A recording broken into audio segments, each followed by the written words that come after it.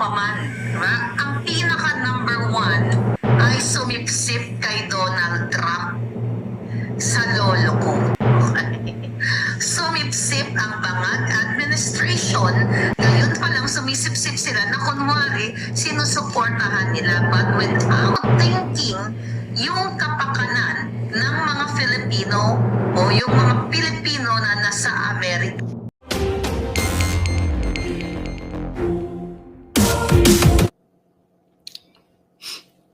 Hi, magandang araw mga palangga, Luzon, Visayas, Mindanao at syempre sa buong sanlibutan. Kumusta mga ekserang kaganapan? Ayan si Jen Chen, si Ella Edwards, si S. Marlene, si J. Soto, si Gracia Digal. Ayan, andyan ang ating mga palangga. By the way, meron tayong babatiin na talaga namang naka-follow sa akin si Ma'am Geraldine Daray Pugoy. Ma'am Geraldine Daray Pugoy, thank you so much. Talaga namang dyan sa Southern Thailand, minamahal nyo ng bonggang-bongga ang aking alindog. Thank you so much po at ayun, si Miss Vernie. Okay, si Miss Vernie din and Gigi and ang Pugoy family. Ayan, Duterte fan kami at fan kami ni Miss Maharlika. Yun ang sabi ni Palangga. Thank you so much. At syempre, ang aking mga palanggang paulit-ulit kong minamahal. Ayan. Sa lahat po ng mga hindi pa naka-purchase ng book ni Attorney Vic Rodriguez, ayan, andyan na yung email, mag-email kayo. Hindi pa nasasagot, just bear with me. Nasagutin din po natin ang inyong mga email. Okay, so what's up, yo? Anong gusto niyong unahin natin? Ha? Anong gusto niyong unahin na topic? The other night, kasi kagabi parang nag-rest day tayo. So the other night ay ikinuwento natin sa inyo, inulat natin sa inyo yung tungkol sa ICC members o ICC personalities na kung saan talaga naman state-sponsored. Okay, state-sponsored ayon sa ating informant ang hi Ramy, ang pagturing o ang pagtrato, talagang VIP ang trato nila. Ayan. Tingnan natin. Pagkuha natin ng konting skin today dahil, ang ating skin hindi pa nag-expire. Anyway, samantala yung kay Butod, expired na, pwede nang ilibing. 7 feet below the ground ang kanyang skin. Actually, parang galing 7 feet below the ground, right? Sir Zorro, ikaw na bahalang mag-Bartolina. Hi, Dance. How are you? Okay. Ano unahin yung topic? Anong gusto niyong unahin? Kasi ang pag-uusapan natin dote, yung Filipino sa Amerika, pinauwi ng Bangag admin. I think, and gurgur penalty, no? Ibabalik ni Attorney Vic Rodriguez or isusulong ni Attorney Vic Rodriguez. Let's talk about Filipino and Americans. Kasi Filipino in America. Okay. Kasi mga kababayan, 'di ba nanalo nga si Lolo Trump ninyo. So syempre, ang number one kasi na laging pinapanawagan ni Trump na magkakaroon ng mass deportation at i-deport niya ang mga criminals. Kung titignan mo, lagi niyang sinasabi yung mga criminals. Kasama na rin yung iba dyan ng mga illegal na may madadamay din talaga dyan ng mga matitino. But what is my point of view about it? In terms of interview ng hunghang uulupong, okay, na pinsan ni Bangag, na si Babes Romualdez, na yung hinayupak na yan, may ginawa yan. Hindi lang muna natin i-mention niya yon, meron nakikipag-connives yan against me. Yang putang inang Babes Romualdez na yung matandang sana kunin na ng lupa. Akala mo hindi ko alam. Hindi lang muna ngayong araw na ito, pero magtutok tayo dito sa Filipino Americans. Alam nyo, yung mga interview nila, napanood ko sa GMA7, may nag-send sa akin. Yung interview na nananawagan na umuwi na daw, dapat ngayon pa lang, Okay? Magbalot-balot na ang mga Pilipino sa Amerika, yung mga undocumented. Okay? Intindihin natin, syempre, sa bawat bansa, may mga batas na dapat kang sumunod na dapat you have to follow the rules. Pero ang question dito, yung pagsabi ni Romualdez, yung hinayupak na hukluban na yan, hindi dahil kung ano pa man. Diba? Ang pinaka number one ay sumipsip kay Donald Trump sa lolo ko. Okay. Sumipsip ang Bangag administration. Ngayon pa lang sumisipsip sila na kunwari sinusuportahan nila but without thinking yung kapakanan ng mga Filipino o yung mga Pilipino na nasa Amerika na they're ano sabi palaga? Yeah. Ay, agent ng bayan. Naka-live ba? Sorry, agent. Sorry, follow nyo si agent ng bayan. Okay? Ngayon, okay, unahan ko na, sabi ni Man. Ang pinapakita ng gobyernong ito na sinusuportahan nila ang polisiya o isusulong ni President Trump ay para sila ay sumipsip na parang, ang Philippine government talaga namang inaayunan tayo. Ulol. Okay? Ito yun mga palangga eh. Dahil alam nila na si Trump ay talagang, may ugnayan. I mean, not ugnayan eh. Mayroong friendship na dinevelop nung panahon ni Pangulong Duterte at panahon ni Pangulong Trump at very, very vocal naman si President Trump na very likable ang ating Pangulong Duterte dahil sa pagiging feisty, brave niya in a good way. Okay? So yung mga drama ni Romualdez ng Bangag, inuutosan niya sila ni Bangag, nag-uusap niya. Sabi mo, pauwi natin yung mga Filipino-Americans. I'm not sure kung tama yung status, 300, 500, o 1 million, sabi na lang natin. Let's say, 500 million na not Filipino-Americans na TNT na sinasabi nila. Okay. Yang mga ganyang pananalita, mga kababayan, wala talagang pagmamahal, wala talaga sa puso ng mga hinayupak na bangag na yon. Dapat i-encourage nila yung mga Filipino na nandito na sa Amerika na, sa lahat ng ating mga kababayan na undocumented dito sa Amerika, meron tayong itinalaga na hotline or whatsoever na baka pwede namin kayong matulungan sa legal process. Kasi may mga legal process 'yan. Hindi porket undocumented yung ating mga kababayan dito ay illegal sila totally. Meron silang hinaantay na mga pagpuproseso ng kanilang papel. I can speak in behalf of Filipinos na nasa Amerika dahil naging nung ako ay pumasok dito sa Amerika, ako ay turista din, nag-estudyante. Kaya alam ko, wala kang alam, Babes Romualdez. Wala kang alam na hinayupa ka, wala kang puso sa mga Pilipino. At ito lang, gusto ko sabihin na sa mga palangga ko. Ang unang tutugisin, kriminal. Okay? Ang unang tutugisin ng Trump administration, kriminal, mga durugista, katulad ni Bangag Jr. Kaya nga, di ba, ang ating agenda dyan, mga kababayan, ay isend natin, atakin natin lahat ng Filipino na sa Amerika, lahat, buong Pilipinas o buong mundo na nakakarinig nito, i-email yun na si President Trump. Available naman yan sa Google. Ako hindi ko pa na-email kasi I have to salansan all the stories and ever naging busy ako in the past few days. But ganun pa man. Wala pa kaya alam si Bangag. Yung mga way nila, sip-sipan na lang. Sabi ni Facebook user, ano po yung DACA? Okay? Don't worry about that, mga palangga. Kasi nasa process naman tayo. Hindi naman heartless to si Trump eh. Ang lagi niyang sinasabi, kriminal. At wala namang budget eh. Diba? Bagsak na rin ang ekonomiya namin dito sa Amerika. Ang daming walang trabaho din ng mga Amerikano. Hindi magagastos ng bilyon-bilyon ang US government para unahin ang mga matitinong not only Filipino, matitinong mga iba't ibang mga immigrants dito, or illegal, let's talk about illegal immigrants, or they're just waiting for their immigration paper. Hindi kayo uunahin. Kasi tignan nyo di ba naging 4 years? Ito na lang mga palangga Bakit kayo matatakot kung wala kayong criminal record?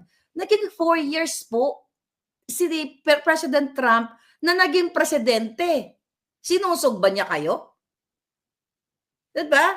Hindi kayo sinusog 4 years. Ano ang inuna ni Trump? Pagpapatayo ng border para hindi na madagdagan yung mga kriminal. 'Di ba? Pagpapatayo ng border, pagpipigil dito, sa mga pumapasok diyan sa sa Mexican border. So yun. Pero yung ginagawa nitong hayop na bangag ni Romualdez, very tama si Palangga. Sabi ni Nelson Valdez, Romualdez Marcos bloodline anti-Filipino. Anti-Filipino talaga yan. Porket sila, nakakamal nila yung pera ng bayan, umuwi na kayo, ganyan-ganyan. Huwag po kayo matakot sa putang inang gobyerno ni Bangag. Nagsabi, unless na sinabi ng mga Trump team na kayong mga undocumented na kahit matino, may kayo, ganyan, sususugin namin kayo. Wala namang sinasabing ganun Ang sinasabi niya, kriminal. And also, I don't know kung sino yung eksperto daw ito sa, napanood niyo ba yun? Hans dyan nag-create ng panic. Huwag kayong mag-panic kasi ang daming may mga tumawag sa akin kahapon ng mga kakilala ko. Sabi ko, no, Palangga, huwag ka mag-panic. Sabi niya kasi, nasa process yung papers ko, Palangga. Huwag kang mag-panic. Yung tarantadong bangag na yan kako. So may sip-sip lang yan. Huwag kayong makikinig yan sa balitang mainstream na yan na hindi nga nila alam. Imagine mo yung isa kanilang in-interview na expert daw. Okay? Ang sabi pati daw mga green card at mga citizen pwedeng pauwiin. Anong kabobohan yan? I just forgot ko ano pangalan yan. Maghanda na raw. Anong kabobohan yan? Tapos nagkwentuhan nga kami dito sa bahay. Sabi ko nga kanina, ang bobo talaga nitong GMA7 yung expert or sino pang mga kadyutahan. So maghanda na raw pati mga citizen, yung mga naging US citizen na mga Filipino dapat maganda ng umuwi. Ganun ba talaga kabobo yung mga kinukuha niyong eksperto? So dahil yung apo namin, dahil ito lang siyang natural born citizen, so iwan siya dito dahil siya yung natural born citizen, kami lahat uuwi. Di ba? Anong kabangagan yan, mga kababayan? Anong kabangagan yan? Right? Tarantado talaga. Very anti-Filipino. Imbis na tulungan kayo, kaya sinasabi ko sa inyo lahat, kayo nakikinig. Kahit saan kayo, itong Marcos Bangag Romualdez, lahat itong mga ito, anti-Filipino. Okay, sabi ko nga, susunod tayo sa batas. Pero, ako, sabi ko, I am speaking dahil nakita ko kung paano magproseso at nag-work ako short time sa law firm ng immigration. Okay? Mali. Law firm ng immigration. Mali. Law firm na kung saan nag-aayos ng mga immigration status. Okay? So, alam natin yung mga, yung mga in and out. So, kaya gustong bilhin ni Elon Musk ang CNN, sabi ni Balitang Hita daw nga. Kasi, mga palangga, ang pagkakaalam ko kasi dati, hindi ko nabasa yung batas, yung mga, particularly mga Mexicans, let's say for example, tumawid sila sa border, nag-stay sila dito, kahit ilang taon sila mag-stay dito, then later on, after 3 years, 4 years, makapangasawa sila. Kasi once na tumawid ka sa border, na hindi ka dumaan sa proper, kumbaga sa kalog ka lang ba dumaan, border. Hindi ka dumaan sa proper immigration na process na nistampan yung passport mo and everything. Tumawid ka as in wala kang dokumento. Okay? So, hindi ko nabasa yung buong batas, pero ito yung pagkatanda ko during that time, na once, kunyari, wala na silang way out to process their papers Ang pinaka-last resort ng mga yan, mag-asawa. Okay? Mag-asawa ng American citizen. So hindi usually yung ginagawa, nag-asawa ka na, kahit na magkaanak na sila, yung US citizen at let's say Latino, kahit na magkaanak na yung mga yan, kahit ilang years na yan, syempre mag-a-apply sila ng proseso. Isa-sponsor sila ng US citizen, spouse, 'Di ba? Pa-process ng dokumento. I think Form I-30 yata. Form 130. I forgot. Long time ago na yun. Okay? 130 ba? So anyway, magpa-process sila. Then later on, 'di ba? Interviewin, ganyan-ganyan. Bago sila actually bibigyan ng green card, yun ang pagkaalala ko, kailangan nilang umuwi sa Mexico or sa ibang ano pa mang Latin countries, okay? Then doon nila aantayin yung kanilang papel, ang kanilang interview. Okay? Ganon. Minsan naantay nila doon years, 5 years, 6 years, 7 years.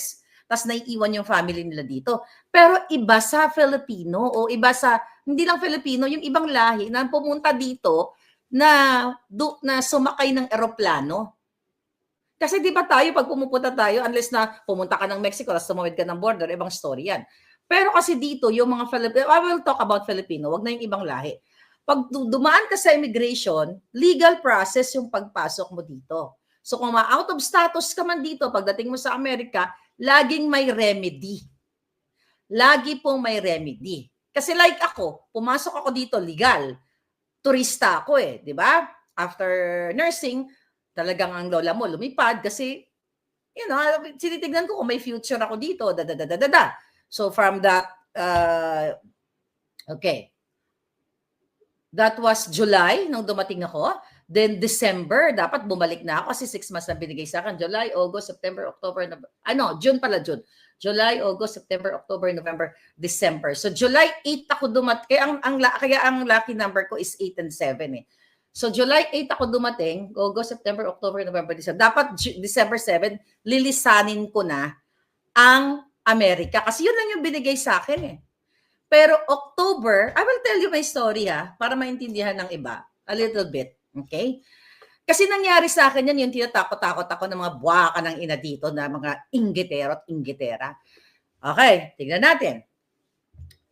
July, August, September, October, November, December. So 6 months na binigay sa akin. Ang sabi sa passport ko, by December 7, paso na yung 6 months na binigay sa akin to stay. So dapat lisanin mo na ang Amerika unless or else magiging undocumented ka. So, nangyari sa akin, dahil dami ko mga classmates na dito ka na lang, ganyan, diba?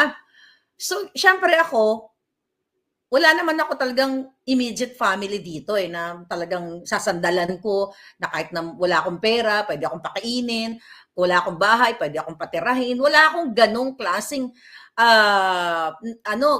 support during the time. Mga kaibigan ko lang na mga bakling. Shout out sa mga kaibigan kong bakling. Okay? So ngayon, June, July, August, September. So actually second month ko pa lang, sabi ng mga friends ko, Claire, sabi niya, mag-estudyante ka na lang, ganyan. Huwag ka na bumalik ng Pilipinas. Sabi ko, magkano ba yan? Ang mahal, I think $5,000, $6,000 a year, yung tuition fee. Unyeta, sabi ko, ang mahal yan, mag-aaral na naman uli ako. So actually, 2 buwan ko dito sa Amerika, nag-inquire kami sa school. Dito lang yan, somewhere here sa LA. Ayaw ko tanggapin ng school. Kasi sabi sa akin, hindi ka pa pwede mag-enroll. Kailangan maka 3 months ka dito para maipakita. Para ang explanation sa akin, kasi pag nag-enroll ka ngayon, ng 2 buwan ka pa lang, ang iibig sabihin, ang intention mo talaga dito ay mag-aral. Yun ang sabi sa akin. So, hindi ka papasa, hindi ka pagbibigyan ng USCIS. Sabi niya, bumalik ka ng ika-3rd month mo. Doon pa natin i-process yung pag-aaral mo muli. Kaya nakaaral ako dito sa Amerika. I think 4 na associate degree. Associate degree ang inaral ko dito. Pero more on computer. Pero hindi pa rin ako natuto. School bukol. Anyway, 3rd month. Noong 3rd month, alam mo kasi marami kang makukuha mga information May nag-encourage sa akin, mga kaibigan ko bakling, bakla, sabi niya, pumunta na lang tayo ng Mexico. Sabi niya, eto real story, you will learn from this. Pumunta tayo ng Mexico, sabi niya, 3rd month ko yun para pagbalik mo dito sa US uli, tatatakan yung passport mo ng another 6 months. So, meron kang chance na mag-isip kung babalik ka ba ng Pilipinas, o mag-estudyante ka ba? O anong gagawin mo? Sabi ganon sa akin. O magpapapetition ka, hanap ka ng employer and everything, Ngayon, Actually, dalawa kami. Shout kay Eric. Eric, nasaan ka na? Kaibigan. Yan, ano yan eh. Kasama ko lagi sa, ano yan eh, sa aming mga gala-gala. Sinekreto pa namin sa aming mga friends. Shoutout kay Dennis at saka kay Rick. Mga bakling yun, ako lang isang babae. Kasi bigla ko naalala yung flashback sa akin. Sabi namin ng friend ko, Eric, bakla, sabi niya. Kaya bakla na talaga ako noon kasi college days ako, bakla na talaga mga kaibigan ko. Bihira talaga babae. May mga babae din pero more mga bakla talaga. Sabi sa akin ng friend ko, bakla, pumunta tayo ng Mexico, ganyan, para ma-extend tayo ng another 6 months. Para makapag-isip tayo kung ano gagawin natin. Eh, ang lola nyo, ang baklang lola nyo, o sige, game ako dyan. Kaso nag-cruise kami. Instead na mag-fly kami, like aeroplano from LA to Mexico, ang ginawa namin mga palangga, cruise. Okay? Nag-cruise kami. So, akala, yun yung first time cruise ko na nag-enjoy talaga ako. 7 days, 7 nights. That was October. June, July, August, September. Pang 4 month na pala yun. October, sabi ganun, sana ma-extend tayo ng immigration. Eh, wala naman palang ganun pag nag-cruise ka. That's like part of your, yung vacation lang. Pagbalik mo, hindi ka bibigyan ng another 6 months or 2 months or 3 months. Kung ano yung expiration mo, ng September nga expiration ko, September 7, kailangan umuwi ka na ng Pilipinas by September 7. Okay? December 7. Sorry, mixed up na naman ang lola ninyo. Bangag sa kape. Okay. Ngayon, pagbalik namin, ito na nga. Kaya ako sabi, isa shoutout to dalawang kaibigan ko, nagsikreto kaming nag-impake. Kasi bakit namin sinikreto sa aming friends? Kasi baka ano mangyari, baka mamaya hindi na kami papasukin from Mexico or something. Ang dami naglalaro ng mga ganyan. Pero we're really ready. Sabi namin ni Eric, huwag na natin sabihin sa dalawang bakla. Sa kaibigan, mga kabakla, si Bong, shoutout din sa mga kaibigan bakla kasi baka mamaya, sabi ni Eric, sabi niya baka mamaya maano tayo ma-deport tayo ng bonggang-bongga, nakakaya. Tapos, so sinikreto namin yon na nag-cruise kami. Ang sinabi namin, pumunta lang kami ng Catalina Island.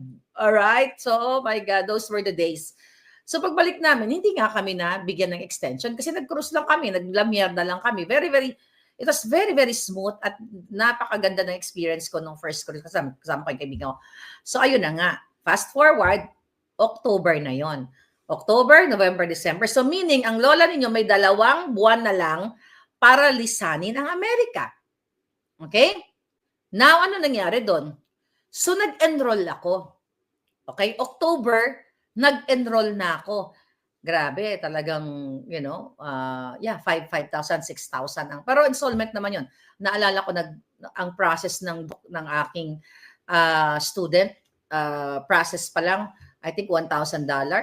Tapos nag-down ako ng 2,000. Buti nakapag-ipon-ipon ako na naka-racket ang lola ninyo.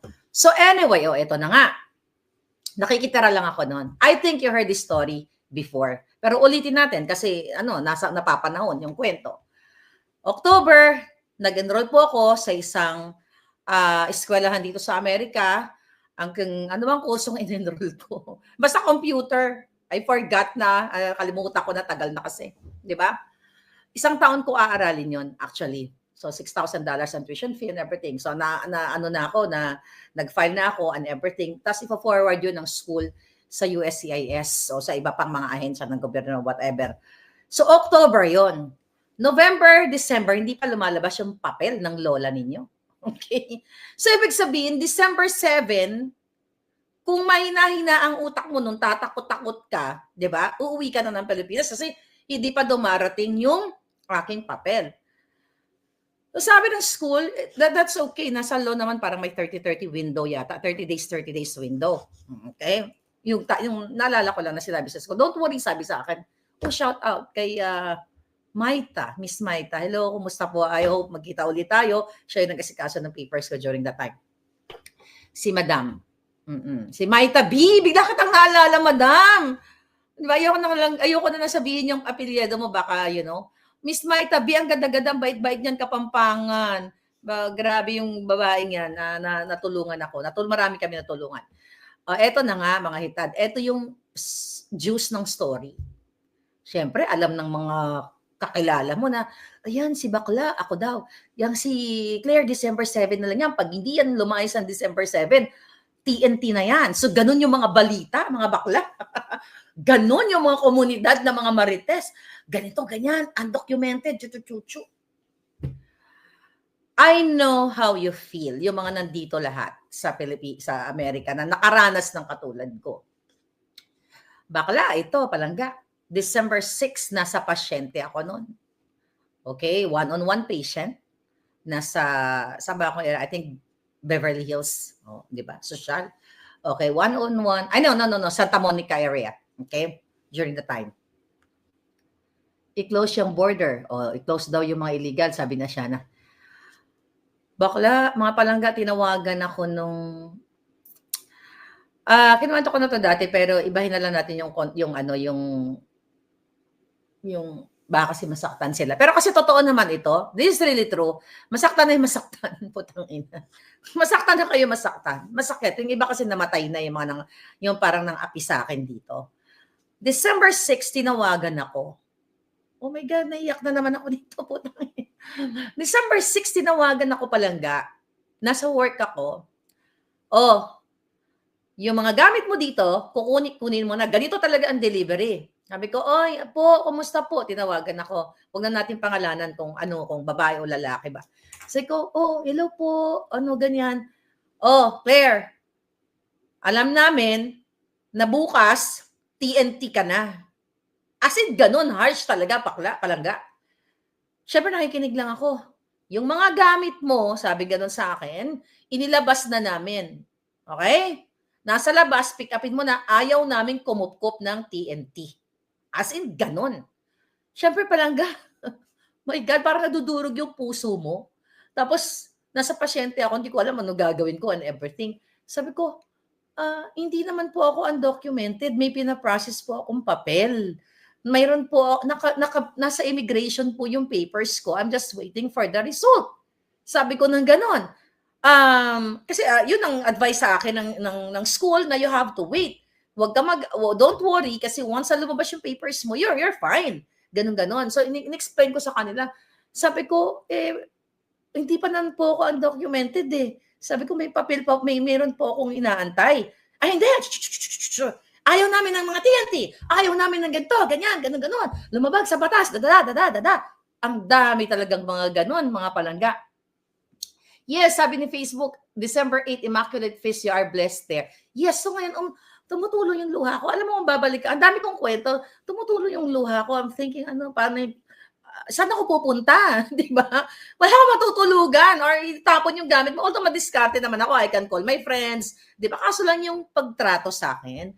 So sabi ko, sige po. Sabi ko na gano'n, sige po, kukunin ko na lang para akong binuhusan ng tubig. Sige po, kukunin ko na lang po yung gamit ko, ganyan. So yun na nga mga palangga, December pa yun, Pasko yun, oh my God. Magpapasko, tama ka, December 8. So wala akong choice. Okay, nakinuha ko yung gamit ko, tapos natawag sa friend ko, bakla, friend, pwede ba ako dyan? Di ba? Kahit sa sofa lang ako matulog, okay na yun, ganyan.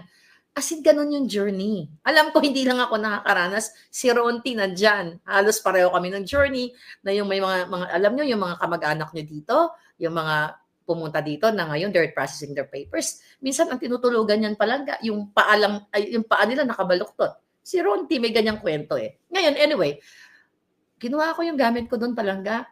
Kinuha ko ng bonggang-bongga, but hindi ako nagalit. Hindi ako nagmura. Sa ganito katapang ko, hindi ako nagmura.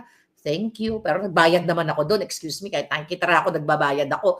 Sabi ko gano'n. Sabi ko ng gano'n, pasensya na ako pa nagpasensya. Pero sabi ko during that time, tumingin ako sa langit. Sabi ko, I know God, hindi mo pababayaan. Sabi ko, alam ko yung may plano ka. Ganon talaga. Talagang, hindi man ako, yung mga yun, mga tiniran ko, linggo-linggo nagsisimba pa yung mga yun, ha? Linggo-linggo nagsisimba. Tapos may Friday mass, may kung ano-ano pang mga inaatinan ng mga religious eclabush. Pero sabi ko, pababayaan ni Lord, malakas ako dyan. So anyway, so tuloy ang buhay. I'm just waiting for my student visa. So true enough, God is good. February, I think, basta Feb yun eh. Okay? Nasa pasyente uli ako, tinawagan ko ni Miss Maita. Maita, I hope kung dito ka pa sa LA, magkita tayo. Sabi ko, sabi niya, Claire, sabi niya, congratulations, ganyan-ganyan. Approved na yung iyong student visa. And the rest is history. Naging TNT ba ako? Hindi. Pero yung mga TNT natin dito, hindi natin yan pwedeng, alam mo kasi kayo, dyan sa Pilipinas, ang iba sa inyo, bitter lang. Kayo mga TNT, umuwi na kayo. Katulad ni Romualdez, kayo mga TNT, umuwi na kayo. Hindi nyo alam yung pinagdadaanan ng mga yan. Ano papakain nyo dyan sa Pilipinas? Unless na kriminal yung mga yan, katulad ni Bangag. Di ba? So may mga process silang pinagdadaanan. Marami. Hindi ko lang ma-enumerate lahat. If you Google USCIS, di ba? Mayroong mga proseso yan. Hindi lang estudyante, hindi lang pag-aasawa, hindi lang business. Ang dami ng mga visa-visa na kung ano-ano mga letter ng visa. Pero ang punto ko dito, yes, susunod tayo sa batas. Pero bilang isang, yung ambassador na yung hinayupak na yan, hindi talaga yan makatao. Kasi nag-conspire yung hayop na yan against me. Akala mo hindi ko alam, Romualdez. At eto, isisend ko rin. Pati ikaw ang hinayupak ka, isisend ko rin yung pag-conspire mo against me kay President Trump.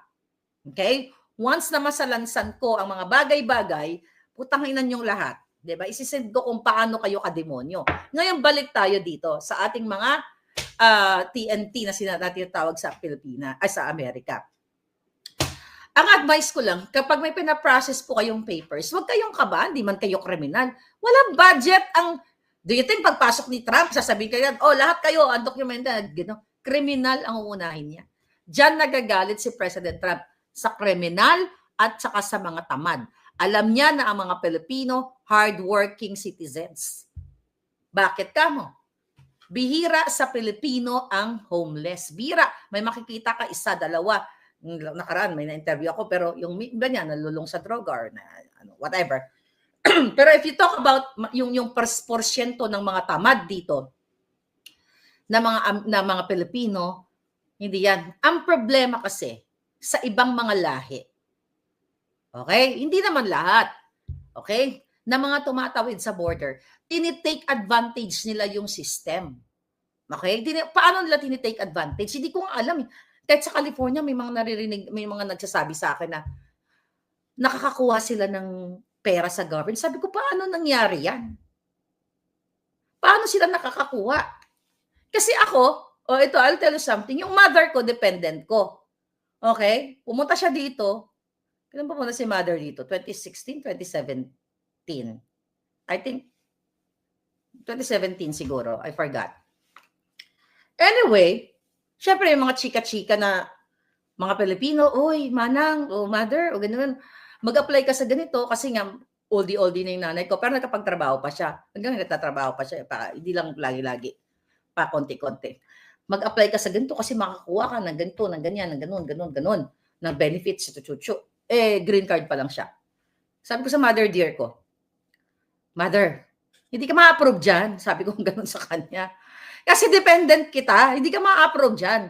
Yung mga na-approve lang dyan, yung low income, ganyan-ganyan. Hindi, sabi ni ganito, sabi ni ganyan. Excuse me. So, pinagbigyan ko lola mo. Pumunta na, sinamahan ko. Syempre, nahanap yung tax return. Di ba, legwak. Sabi ko sa inyo, sabi ko sa inyo, hindi ka ma-approve dyan. Kasi, ang ibibase na income, yung income ko. Hindi naman kung kaninong income kasi dependent kita. So, wala siyang government whatever na binigay sa kanya. So, hindi ko alam kung itong mga ibang lahi, paano sila talaga nakakakuha. Diyan galit si President Trump kasi yung iba dyan nakikipagkuna, may mga kasabwat. Ika nga. I don't know, hindi ko alam kung paano sila nakuha ng kasabwat. Pero ako kasi personally, wala akong idea kung sino yung mga sasabwatin. Diba? Pero kami talaga, yung mother ko talaga, ligwak sa ganyang government ayuda. Wala siyang ayuda. Kaya ako ang umaayuda. So, yun. Diba? May ano dito, magtanong nga kayo dyan mga palangga. Pag green card, mag-file na kayo ng citizenship, sabi ni Jane. No, may requirement kasi yan palangga, ang green card. Kapag green card ka, na nakuha mo, kung saan mo nakuha sa pag-aasawa, sa anak mo, sa tatay mo. Kapag ang green card nakuha mo sa anak mo o sa tatay mo, you have like 3 months before na 5 taon mo na nakuha yung green card mo, pwede ka nang mag-file ng citizenship. Pero pag nakuha mo naman coming from marriage, let's say sa January, sa January 16. Okay, sa January 16 o let's say January. Okay, ikaw ay magiging 3 years, tama ba? 3 years mo na nakuha mo yung green card mo kung galing sa marriage. So, ibig sabihin, ngayon pa lang, ano ba ngayon, November, pwede ka na mag-file. Kasi mayroong 90 days before ng 3 taon mo kung galing sa marriage or 90 days ng 5 years na nakuha mo yung iyong green card. So may mga ganon. It's not really complicated, pero kung babasahin mo, madali lang yun. So hindi ka pwede na green card ka ngayon, apply kang citizen. Hindi ganon. May mga time yan. Alright? So ngayon, mga palangga, unfair ang Amerika, Pinas. Okay. Ito, basahin natin. Totoo yan palangga. Dahil nung under Biden, yung walang work, mas nakakuha ng benefits dahil kay Biden at Kamala dahil supported nila mga illegal. Sabi ni Marisa Gutierrez, oo nga, nagtataka nga ako, madam.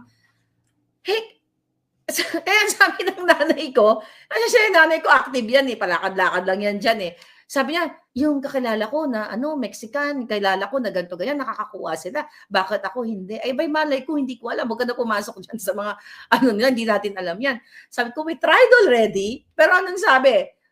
Hindi ka pwede. Sabi ko sa kanya, hindi ka pwede. Ganyan. So, hindi ko alam yung nila, anomalya nila palangga. Hindi ko pa pinasok yung nila, yung mundo nila.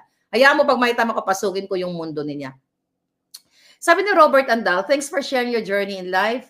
And it also happens or kalakaran here in the Philippines. Pag di ka sip-sip at balimbing at may crab mentality, to hell with them all, sorry to say. Yes, Robert. A mother ko is 83 years old, just recently acquired her U.S. citizenship after holding a green card holder for 8 years. Sabi ni Lorena Cabral. Yes. Iba-iba kasi. 17, 18, 19, 20, 21, 22, 23. 7 years ay nanay ko, pero green card pa rin siya. Ayaw pa niya mag-file ng... Hindi, we're in the process actually. Wala, hindi naman siya nag-aasikaso. Kami nag-aasikaso eh. Alam mo yon. So anyway, sila lang ang kumikita, yung mga nasa government. O sige, balikan natin yung sinabi ni Babes Romualdez. Okay? So umuwi na daw kayo. Paano niyo pag umuwi itong 300K, let's say 300K na mga illegal, not only illegal immigrants, yung mga turista pa dito o mga estudyante katulad ko dati na nagbabaka sakali, pag umuwi kayo sa Pilipinas, kaya ba kayo bigyan ng trabaho ng bangag na administration? Hindi. 'Di ba? Nagsasalita lang sila dito kasi anti-Filipino sila. They don't care about you. Sumisip-sip lang sila sa gobyernong ito. Huwag kayong mag-alala, tayo ang magpo-forward ng mga ebidensya kung gaano kabangag si Marcos Jr.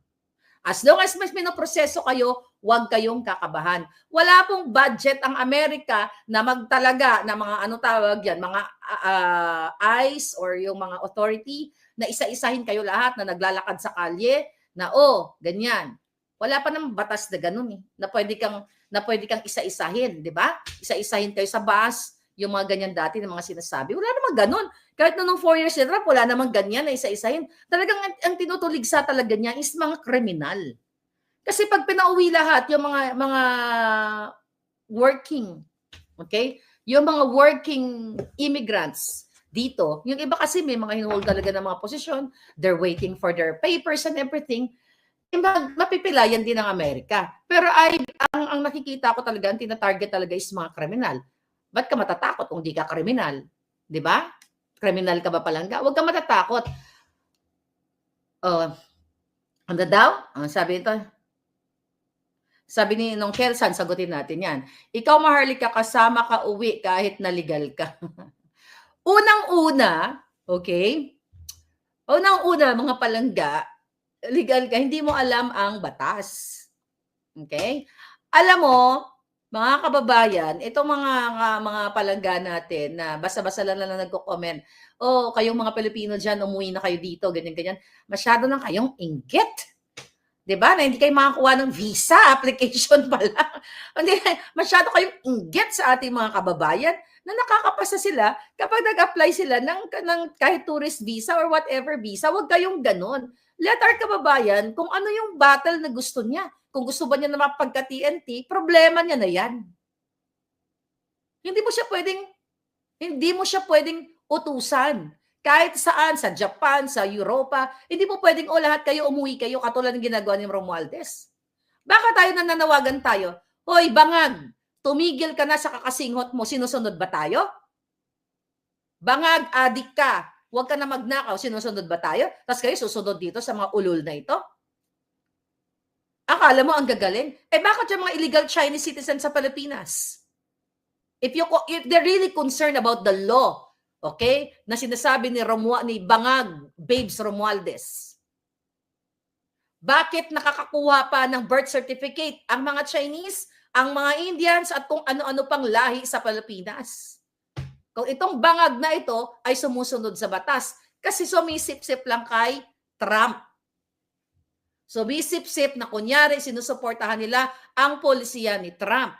Pero mga yawa kayo, ulit-ulitin ko, makakarating kay Trump ang pagiging adik ni Bangag. Huwag kayong sumipsip dahil kaming mga Pilipino, kahit saan man naroroon, i-email namin ang authenticated, lalo na ako, nasa akin yung dokumento, authenticated na pagsinghot ni Bangag Jr. Imbes na tulungan nyo ang mga Pilipino dito sa Amerika o sa iba pang, let's talk about America, na maraming displaced din na mga Pilipino dito na hindi ninyo tinutulungan. Bakit? I'll tell you another story, nakwento ko na to. Meron tayong kababayan dito na tinulungan ko, na interview ko yun eh. Di ba? Lumapit yun sa akin dahil battered wife. Binubugbog ng kanyang asawang Amerikano. Green card siya, meron siyang anak. Okay? Nandito na siya ngayon. Ang ganda ng story nito. Nakilala niya yung jowa niya, kung tama pagkaalala ko, sa Pilipinas. So, dinala siya dito. So, fast forward, dinala siya dito, kasama yung anak niya. Pagdating dito, binubugbog siya kung ano-anong, nakulong pa nga siya eh. Dahil pinagbintangan siya ng asawa. Basta masalimuot, na-interview ko si Palangga. Alam mo, dahil na-displace siya, wala siyang pera, nung time na yon, dahil talagang wala siyang kamag-anak. So, buti lang nakita niya si Palangga Maharlika. Inilapit ko yon dito sa konsulado, Philippine Consulate sa LA. Mga kababayan, ang sabi sa akin ng dating mga kakilala natin doon sa Philippine Consulate, may budget pala yung mga may binabudgetan kahit nasa Amerika, yung mga displaced nating mga kababayan dito sa Amerika pag kailangan ng tulong. Pero bakit hindi nabibigay yung budget na yan? Alamin nyo nga yan, may lawyer ba dito? Kasi sinabi yan sa akin eh. Bakit hindi na ibibigay yung certain budget na yan sa mga Filipino na nandito sa Amerika? Kasi binubulsa ng mga walang hiya. Sinabi yan sa akin ng mga kaibigan natin dyan sa Philippine Consulate na mayroon. Kasi nakakuha si Palangga, yung friend ko, ng $2,000 US. Check yan. Binigay sa kanya. Kasi displaced siya. Sabi ko, kailangan ng tulong natin. Itong babaeng ito, kailangan ng tulong. Ganito, ganyan, ganun. So sinabi niya sa akin na, oo, buti na lang, mayroong certain budget para sa atin. Pero pag lumalapit kayo sa mga konsulado, tinutulungan ba kayo? Kapag na battered wife kayo or something, o kung ano man yung mga issue ninyo. Wala. Kasi yung mga tiwali dito sa Philippine Consulate, hindi man lahat, mostly, okay, ay binubulsa nila yung budget na yan na supposedly sa inyo yan o sa inyo na mga Filipinos na nandito sa Amerika na nakakaranas yung hindi pa US citizen or hindi pa green card. Okay? Kasi pag green card ka na, ka na ng gobyernong Amerika. Pero yung mga lektorista o TNT o wala ng status and everything, basta Filipino citizen ka, okay, ay pwede kang tulungan. Ulitin natin, kapag green card ka, pwede kang lumapit sa gobyernong Amerika. Pero pag hindi ka pa green card, like estudyante ka, may tutulong sa'yo dapat dyan sa Philippine Consulate. Pero sa ngayon, aywan ko sa inyo, yung mga displaced dyan, natulungan ba kayo? Wala. But again, mga kababayan, ang bottom line ng pinag-uusapan natin, sinisindak kayo ng bangag na administration kasi what? sumisip-sip kay Trump. Okay? Anti-Filipino. Walang pakialam sa inyo na magutom yung mga anak ninyo, walang pang tuition fee and everything. Buti sana kung pag-uwi nyo doon ay merong trabaho. Sabi nga ni Attorney Vic kanina sa Dumaguete, di ba? Ang isa sa mga gagawin ng mga panukala o mga pangarap niya sa inyo na pwede niyang gawin ay protektahan yung mga Filipino, not only OFW, kasi ang mga Pilipino, saan man magpunta, mapa-Japan, Hong Kong, kung saan bang panig ng mundo, umaasenso kasi merong oportunidad. Umaasenso, nakakabili ng bahay, nagiging bonggang-bongga kasi may opportunity. Alright? Sa Pilipinas, pauwiin nyo, walang opportunity ang mga Pilipino o illegal o whatever, TNT, bilog, kung ano man ang tawag nyo dyan sa mga Pilipino abroad. Okay? Pauwiin ninyo, walang opportunity. Why? Kasi ninanakaw ng gobyerno ni Bangag Jr. Well, we're talking about the administration now. Ninanakaw ng mga hayop na yan. Kaya dapat nga ay talagang, sabi nga ni Attorney Vic, napanood ko siya, na yung plunder, kasi ang plunder sa batas ngayon ng Pilipinas, 50 million up considered as plunder. Diba? At sabi ni Attorney Vic, yan ang isusulong niya na ang plunder bababaan sa like 5 million ba, Pam? 5 million na ninakaw, 5 million pesos na ninakaw mo, that will be considered as plunder, then pwede ka nang gurgurin. So, connect itong pinag-uusapan natin, mga kababayan. Uuwi ang mga TNT. Let's talk about TNT dyan sa Pilipinas, dito sa Amerika. O ano, bibigyan ba ng trabaho? Hindi. Walang makukuha trabaho. So, maaaring makrung-krung yung mga kababayan natin, maging addictus kasi depressed ka wala kang papakain sa pamilya mo o mabuang ka. So burden pa rin yan, hindi, not burden problema pa rin natin ng Pilipinas. Pero ang punot dulo ay yung korupsyon. Kaya walang opportunity sa inyo dahil ninanakaw ng mga putang ina mga politiko katulad ni Abante, ni Kimbo na nag-show off ng kanilang mga bonggang-bongga, ni Saldico, ni Tambaloslos, ni Bangag, ni Lisa Tanas, lahat silang mga hinayupak sila, bilyon-bilyon. Kaya supportahan nyo yan si Rodriguez. Bakit? At yung mga senador na sumusulong sa death penalty. Kasi once na maisabatas yan, na 5 million considered as what do you call it? Plunder. Diba? Plunder case. At meron tayong gurgur. Gaganda ang Pilipinas. Kasi masipag nga tayo magagaling, matatalino. So uusbong dahil nga, totoo naman na mayaman ng Pilipinas, napupunta lang sa mga kawatan na politiko. Tapos ngayon, yung mga biktima ng mga Filipino dyan na nagbabakasakali dito sa Amerika, okay, na sinasabing they're on waiting for their green card or whatever status nila, papersahin na umuwi kaagad. Ni si Trump na hindi pa nagsasabi na, kayo mga Pilipino, umuwi lang kayo mga Pilipino pag sinabi na ni Trump na targetin na yan, talagang isi-special niya yung special mention niya mga Pilipino. Pero kung galing lang kay Babes Romualdez na sangkot sa pagpaplano against me, mga kababayan, huwag kayong sumunod sa mga bangag na yan. Huwag kayong matakot, gawin nyo yung mga proseso na mga inaantay nyo ngayon pa lang dito sa Amerika. Okay? Okay, sabi ni Toto Marino, Marlica, unahan nyo na. Unahan talaga natin yan, huwag kayong mag-alala, mga kababayan. Meron ba dito na mga palangga? Yung mga kamag-anak ninyo? For sure, may mga nanonood sa akin. Huwag kayong matakot. Basta masipag lang kayo dito at ginagawa nyo yung paraan. Hindi kayo unahin. Walang budget ang Amerika para susugin kayong lahat. Walang budget. At saka hindi lang Pilipino. Ang dami, ilang millions. Google nga natin. How many millions? Yeah, natin. Google lang natin kung ilang million ba ang illegal dito sa US. Okay? Okay, tingnan natin mga palangga. Okay, yes, okay. How many millions? Okay. Okay, tingnan natin. Illegal in the US. In the US. Tingnan natin kung anong sagot. Ay, nako. As of recent estimates daw, 11 to 12 million undocumented immigrants living in the United States. That's 12 million! At ilang porsyento lang tayo dyan, kakaperanggot. O, sabi ni Viper, 11 million. Sabi ni Facebook user, TNT, well, mga TNT kriminal. Kung hindi kayo kriminal, huwag kayo matakot dyan. So, may puso yan si Trump. Pro-life yan eh. Diba? Very conservative. Hindi siya, lagi naman niya sinasabi. Ang mga Asians na magaling, pinupuri naman niya. Alam mo, galit lang talaga siya sa kriminal. Yung mga dito, yung mga naggagang pa, tumawid na nga sa border, yung mga putang inang yan, nag-aakyat bahay gang dito. Bira lang sa Pilipino ang gumagawa ng ganyan. Ang gumagawa lang ng nagnanakaw o talagang adikto, si bangag.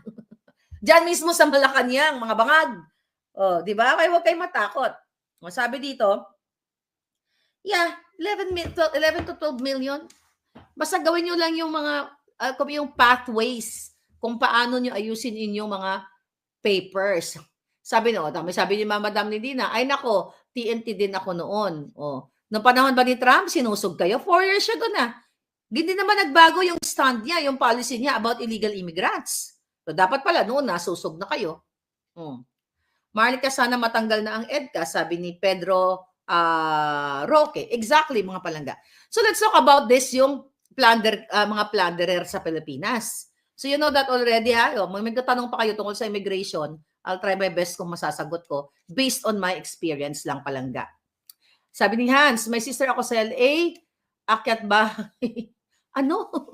Sabi, my sister ako sa LA. Naakyat bahay. Akala ko akyat. Sabi ni Hans, my sister ako sa LA, naakyat bahay 2 months ago lang. Grabe. At ang mga nang bibiktima, it's sad to say, mga illegal immigrants, not Filipino. I'm not gonna say kung anong lahi na lang. Hindi Pilipino ang nag-aakyat bahay dito. Mahal tayo. Alam mo yun? Mahal tayo ng gobyerno dito. Believe me. Kasi based on statistics, magagaling talaga. Totoo magagaling ang Pilipino. Masisipag talaga yan. Huwag ka matakot dyan. Now what?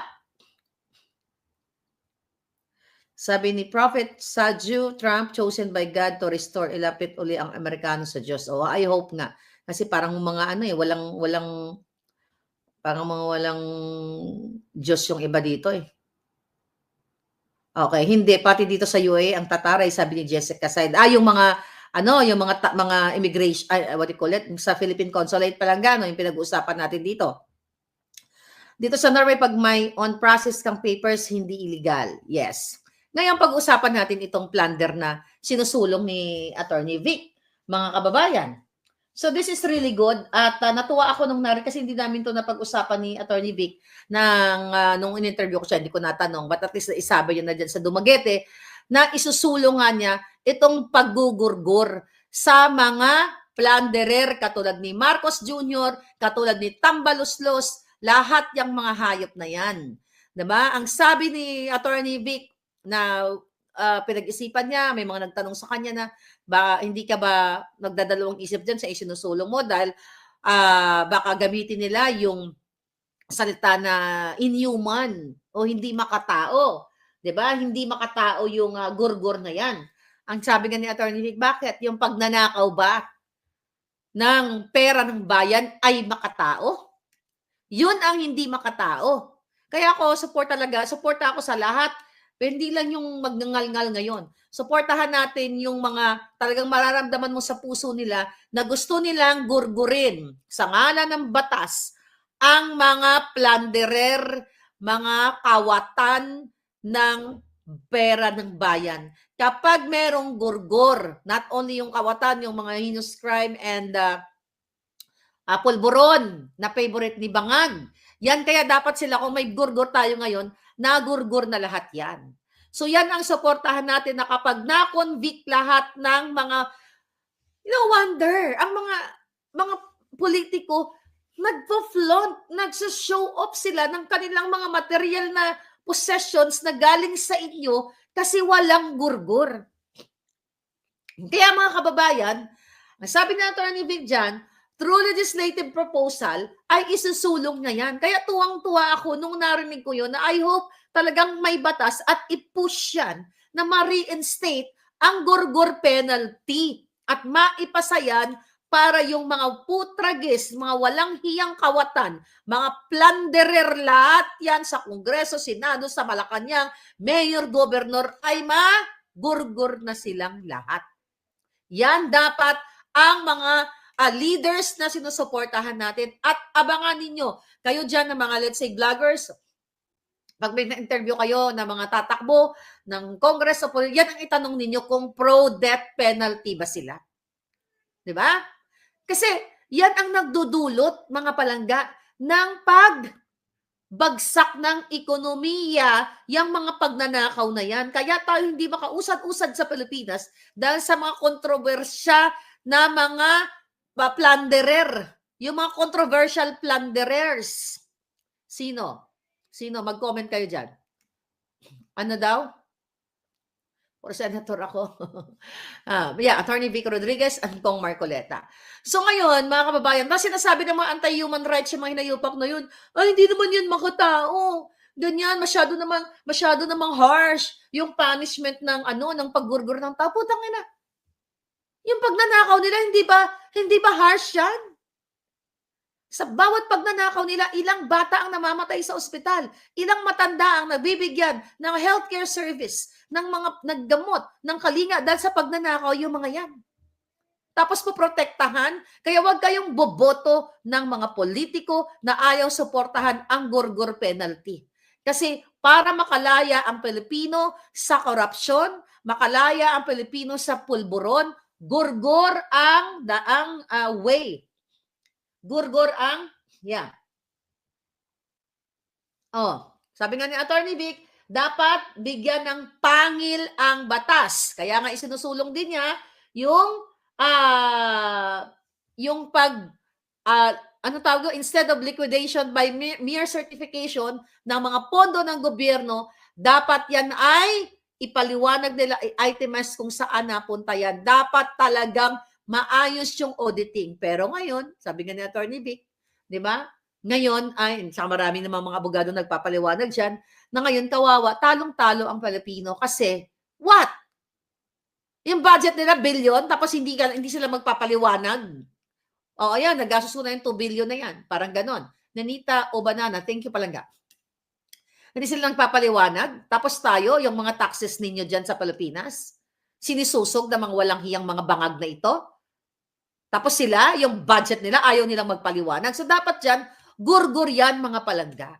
Dapat, sabi ko nga di ba ano ba sabi ko sa inyo, kung ako maupo dyan, bangin penalty ang ibibigay ko. Buti nga si Attorney Vic, ibababa niya lang yung threshold from 50 million considered as plunder, ibababa niya sa 5 million. Ako hindi. 100,000 lang, putang ina, shoot ka na sa bangin. O utod-utod, initanan-tanan, O lahat na yan, utodon ko. Tignan nyo lang. Di ba? Kasi once na mayroong pangil ang batas, hindi na magpo-flaunt si Kimbo. Sino pa? Si Abante. Lahat ng mga magagarang kotse. Saan kumuha ng pera yung mga hayop na yan? Si Tambaluslos. Ang pamilya ni Bangang. Ayan, kita nyo yan. Recorded naman yan sila sa buong mundo. Hindi sila mabitay-bitay. Di ba? Hindi mabitay-bitay o magurgur-gur yung mga hayop na yan. Kasi napaglalaruan nila ang batas.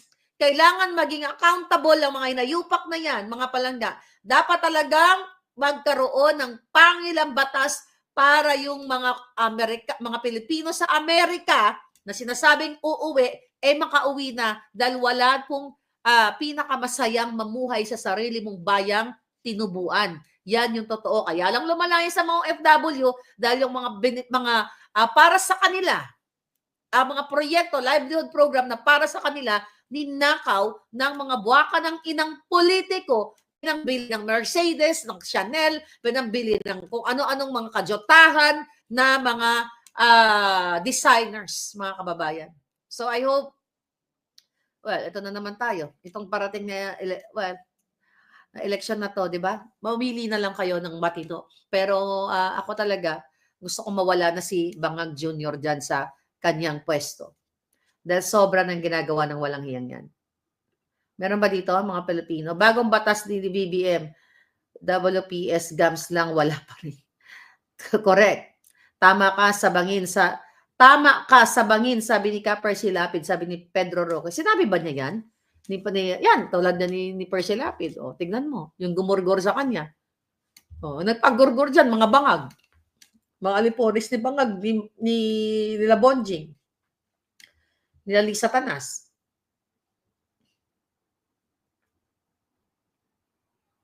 Sabi ni Blue Star, lola ko na deport galing Borneo way back 2008 kasi walang documents. Sumakay lang sa bangka galing ng Zamboanga.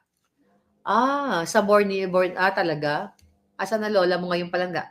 Kahit piso, basta nakaw sa pera ng bayan, kailangan parusahan. Sabi ni, tama ka, Elizabeth Baguio. Dapat nga, Attorney Vic, not 5 million 5,000.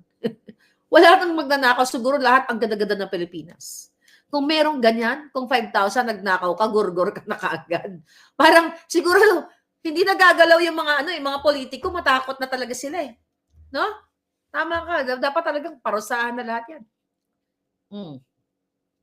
Ma'am, I've suspected since last year that Babes is being utilized against you since he's assigned there in the US and part of their mafia team, sabi ni Facebook user. Palangga, akala niya hindi ko alam yung plano ng mga putang inang yan, ha? Alam ko yan. One day, bubukayla kita. Gago ka, Babes Romualdez. Akala mo hindi ko alam, ha? Ginagamit mo ang kapangyarihan at ipapadala ko kay Trump. Yung kapag sabuatan mo, ipapadala ko ngayon pa lang. Umanda kang hinayupak ka. Ferdinand Dolosa, organic chicken lay brown egg po, madam. Magkano isa yung nabili mo? Ferdinand, na organic chicken? Kasi, kumasya ba yun? Parang konti lang yung binigay ko, Ilan? Magkano ba yung isang organic chicken? Palagawin mo yung manok mo, reregaluhan ulit kita ng manok. Basta nakikita ko lang na productive. Kasi meron akong binigyan I'm sorry. I have to say this. Kasi binigyan ako ng 10,000 pa lang maliit nga lang binigay ko sa'yo. Ang sabi, magbininegosyo daw. Ni isang negosyo, wala ako nakita. Hindi ko to kamag-anak, Kaya malungkot din Kaya pag nanghingi kayo, alam mo, sabi ko nga sa inyo, masarap magbigay sa taong nagsusumikap. Kahit sa 1,000 lang yan, pag kaya mong palaguin yan. 100 per piece? Bigyan uli kita. Ferdinand. So, 10 lang nabili mo. Kaya konti lang binigay ko. Bili ka uli ng 20 na manok. 2,000 yon. Palaguin mo. Baka sakali yan ang kayayaman mo palangga. I'll be happy. Sendan mo ako ng picture ng mga manok. Bigyan uli kita, ha? 20 ng manok. Kasi nakita ko yung determination mo. Thank you. And I hope magkaroon ka ng malaking manukan one day. At bigyan mo ako ng itlog. Itlog na native. Alright? So, baka walang gusto pumasok sa politika. Sabi ni Celso, baka wala nang gusto pumasok sa politika kung 5,000 pesos. Pwede nang bitayin. That's true. May sweldo naman yan. Di ba? May sweldo ka naman Kung may sweldo ka, hindi mo na kailangan magnakaw. Kasalanan ni Lacson to liquidation by certification. Exactly, sabi ni Gentle. Okay. Inagawan tayo ng nasa sakupan pero ang pinagtatabon dito sa Pangasinan kinukuha, sabi ni Elmer. 500,000 pesos. Dapat ilagay ni Attorney Vic pataas, madam, parusahan, putulin ang daliri at tanggalin sa pwesto. Ako nga, di ba? Ako yun. Gugurgurin natin, utod-uturoin natin tanan. But at least maganda yung pagsulong sa death penalty. Okay? Tama, sino dito ang gusto magtahimik kasi nga mga walang utang na loob. Ito ay dapat sila ang may takot, dapat sabi ni Holland. Nagmahal pa naman ang itlog, 300 plus na daw, sabi ng asawa ko sa Pinas, watching from KSA. Talaga? Death penalty dapat ipatupad. Sabi ni Rosalie, 1988 nang hiram ng 6K nag-Saudi after 2 years. After 2 years, 4 months. 1,000 na lang para walang tatakbo ng politiko. Mas masahol yun. Anyway, mga palangga. What else? Yun, yung mga sinusulong ni Attorney Vic, tama yun. Napag-usapan na rin namin na itataas ang sahod, ipapantay ang sahod sa mga nasa probinsya. Alam nyo, ang dami ninyo sa probinsya na may mga lupa kayo na umalis kayo, pumunta kayo ng Maynila kasi mas gusto nyo sa Maynila dahil mas malaki ang sweldo. Magkano ba ang sweldo ngayon sa probinsya? Sabi ni Palangga, pakawala daw ni BBM si Attorney Rodriguez. That's not true. Diba? Sino nagsabi? Si Jing? Sinabi ba ni Jing yan? Jing! Di naman totoo yan. Usap nga tayo. Sinabi ba ni Jing yan? Kaibigan ko yung mga yan eh. Oh, naku Jing, hindi yan totoo. Sino naman sabi sa'yo? Baka naman, Jing, baka naman may tagtatrabaho sa'yo. Oh, bilhin ni Attorney Vic. Diyos kayo, tatayaban ni Attorney Vic yung alindog niya, isinulat niya lahat ng mga anomalya ni Bangag dito. Kung pakawala ni Bangag, grabe naman yan. That's not true. 480 sa Bisaya, ang sabi ni Mary Grace. Grabe, kaluoy talaga. Kaluoy talaga ang ating mga kababayan. But I hope yung ating bayan, yung mga sinusulong ni Attorney Vic at iba pang mga sila, Kong Marcoleta, at lahat-lahat sana ng mga politiko may pagmamahal sa bayan, isulong niyang gurgur penalty na yan. At yung, what do you call it?